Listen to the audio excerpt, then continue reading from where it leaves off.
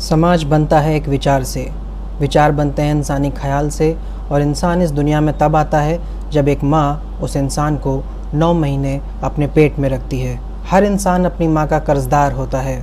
औरतों की इज्जत करने के लिए हमें किसी सीख की ज़रूरत नहीं होती, क्योंकि हमें अच्छे से पता है कि एक माँ जो एक औरत भी है, उसी का खून पीकर हम उसी के पेट में 9 महीने ज़िंदा रहे, और इसके बाद न जाने कितनी बार उसने अपने आंचल में छुपाकर हमारी जान बचाई, खुद को भूखा रखकर भी हमें ज़िंदा रखा। पुरुष वही होता है महान जो स्त्रियों का करता है सम्मान।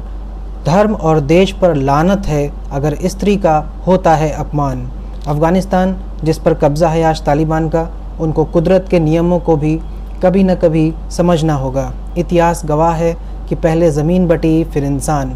खुद को मजबूत करने के लिए दूसरों को कमज़ोर कर देना, फिर खुद अमीर बनने के लिए दूसरों को गरीब कर देना कहाँ तक जायज़ है, इस पे ध्यान देने की ज़रूरत है। अफ़गानिस्तान एक ज़मीन का वो हिस्सा जो कभी सिंधु घाटी की सभ्यता का हिस्सा हुआ करता था, आज कट्टर इस्लामिक देश बन चुका है। अमेरिका जो खुद को सुपर पावर कहता है, और वो अफ़गानिस्तान क्राइसिस में भाग खड़ा हुआ है।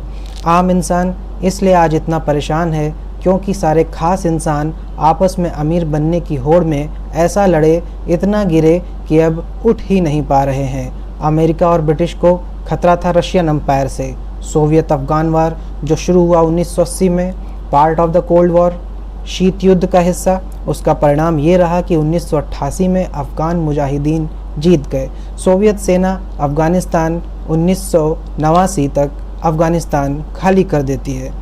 जिनेवा समझौता 1988 से अफ़गानिस्तान में शांति के बदले गृह युद्ध छिड़ जाता है। सोवियत का समर्थन मोहम्मद नजीबुल्लाह को बस 1992 तक ही सत्ता में रख पाया। सोवियत फोर्सेस के द्वारा इस संघर्ष में विरोधियों और निर्दोषों पे कई आपराधिक कांड किए गए जिसकी इंसानियत इजाज़त नहीं देता। गृह युद्ध के संघर्ष के परिणाम में तालिबान 1994 में पूरी तरह से अस्तित्व में आता है।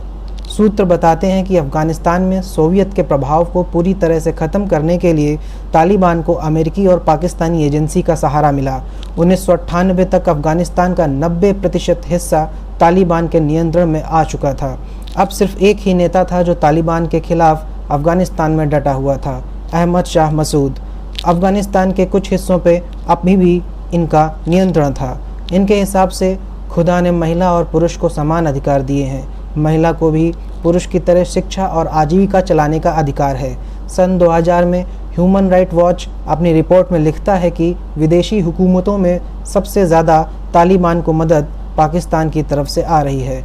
रशिया ने भी पाकिस्तान पे तालिबान की मिलिट्री का विस्तार करने का आरोप लगाया। अहमद शाह मसूद ने अपनी मृत्यु से पहले यूरोपियन पार्लियामेंट में अपने भाषण में अमेरिका में होने वाली आतंकी घटना की तरफ इशारा किया था।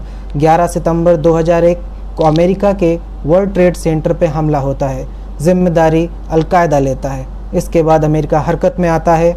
मसूद और अब्दुल राशिद दोस्तम के यूनाइटेड फ्रंट को एयर सपोर्ट देता है, जिससे तालिबान अफ़गानिस्तान के कई हिस्सों में अपनी पकड़ खो देता है। 7 अक्टूबर 2001 अमेरिका नाटो अलायंस के साथ मिलकर तालिबान और अलकायदा के कैंप्स में मिलिट्री एक्शन लेता है। नवंबर 2001 तक काबुल तालिबान के हाथ से निकल जाता है। 2016 में सिर्फ 20% अफ़गानिस्तान तालिबान के कंट्रोल में था। यूएस टाइम मैगज़ीन के अनुसार एक लंबे संघर्ष के बाद अमेरिका ने अपने सैनिकों को 2021 में अफ़गानिस्तान छोड़ने का आदेश दे दिया। इसके पीछे अमेरिका की अपनी विचारधारा और प्राथमिकताएं हैं। तालिबान बहुत तेज़ी से अफ़गानिस्तान पे कब्ज़ा करता गया और आज काबुल तालिबान का है। सरकार तालिबान की है, नियम भी तालिबान के हैं और फैसले भी उनके।